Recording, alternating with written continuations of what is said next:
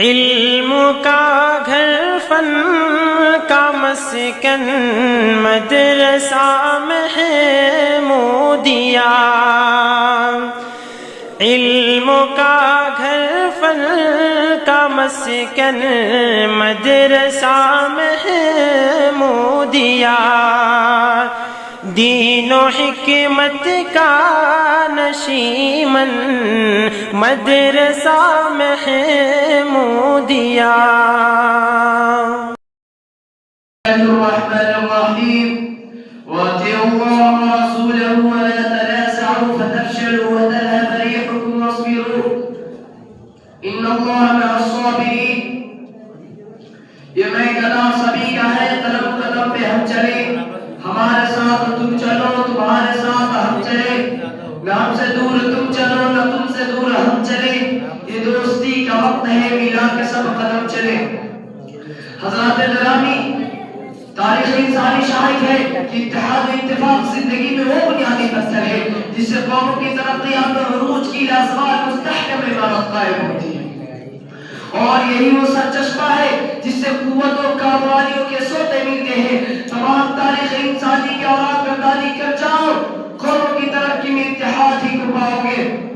اس مختصر تمہید کے بعد آئیے ہم اس قوم کا جائزہ لیتے ہیں جس کو انما المؤمنون اخوہ اور کونوا انصار اللہ کا درس دیا گیا تھا، جس کو قرآنی درسگاہ میں یہ سبق پڑھایا گیا تھا کہ واعتصموا بحبل اللہ جميعا ولا تفرقوا، اور یہ فرما دیا تھا کہ واطیعوا اللہ ورسولہ ولا تنازعوا فتفشلوا وتذهب ريحكم واصبروا۔ جب تم تقسیم ہو جاؤ گے جغرافیائی لکیروں میں، جب تم تقسیم ہو جاؤ گے مسلک پرستی میں، قوم پرستی میں، علی العرب، علی الترک، علی العجم کے ناموں میں، پھر تمہاری ہوا اکھڑ جائے گی، پھر تمہاری حقیقت کچھ نہیں رہے گی۔ آج مجھ سے پوچھا جائے کہ ملک و خطرناک مرض کون سا ہے جس سے اس امت کا مضبوط اور طاقتور بدن زار و نثار ہے، تو میرے پاس سوائے اس کے اور کوئی جواب نہ ہوگا کہ امت تفرق و تخرب کی کھائی میں سسکیاں لے گی، اور اس کے وحدت کا وہار بکھر چکا ہے جس کی لڑیوں کو آقائے نامدار نے یہ کہہ کے پلو دیا تھا کہ ان ربکم واحد وعدوکم واحد، تمہارا رب بھی ایک ہے اور تمہارا باپ بھی ایک، اور یہ کہہ کر امت کے صراخ قرار دی تھی کہ مثل المؤمنین فی ترادہم وتراہمہم وتعاطفہم اذا اشتکا منہ عصر وتداعی لہ سائر الجسد بالسحر والحکم۔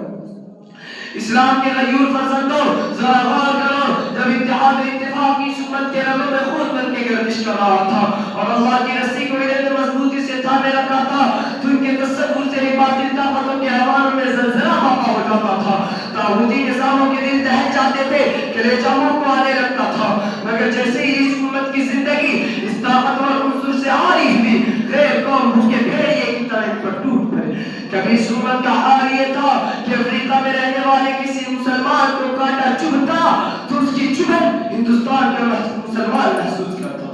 مگر یہ امت آج چھوٹے چھوٹے طبقات میں، چھوٹے چھوٹے خانوں میں بڑھ چکی ہے۔ نسل پرستی، قوم پرستی اور مسلکی تعصب کے خود تراشیدہ بتوں کو اس نے اپنا معبود بنا رکھا ہے، اور ذات پات کے ناپاک سرم اس کے ہاتھیں پوجے جا رہے ہیں۔ اقبال مرحوم نے کیا سچ کہا تھا کہ فرقہ بندی ہے کہیں اور کہیں ذاتیں ہیں، کیا زمانے میں پرکھنے کی یہی باتیں ہیں۔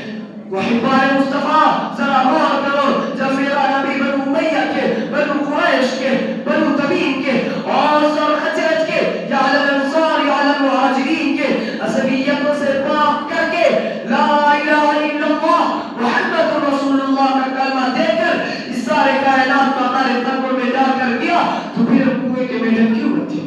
آج مجھے وہ شاہ فیصل مرحوم یاد آ رہے ہیں جنہوں نے کہا تھا مسلمانوں چھوڑ دو فرقہ پرستی، چھوڑ دو مسلک پرستی، سارے مسلک ہمارے ہیں، چھوڑ دو جغرافیہ پرستی، سارا جہاں ہمارا ہے، چھوڑ دو زبان پرستی، ساری زبانیں اللہ کی بنائی ہوئی ہے۔ اسلام کے غیور فرزندوں، اسلام کے غیور فرزندوں، محبان مصطفیٰ، امت مسلمہ جو موجودہ حالات میں علمی، سیاسی، فکری اور مذہبی بحران کا شکار ہے، جس کا نتیجہ یہ ہوا کہ ہر کوئی اس کو آنکھ دکھانے اور گرانے کے لیے تیار بیٹھا ہے۔ مسلمانوں پر انتہائی تشدد کیے جا رہے ہیں، افغانستان چل رہا ہے، افغانستان چل رہا ہے، امریکہ و شام، افغانستان چل رہا ہے، مصر و شام امریکہ کی جھولی میں آنکھ مچولی کھیل رہے ہیں۔ مسجد اقصی نارا پڑپ ہے، بابری مسجد کے زمین کو بتکدہ بنا دیا گیا، اور مسجد واخر دعوانا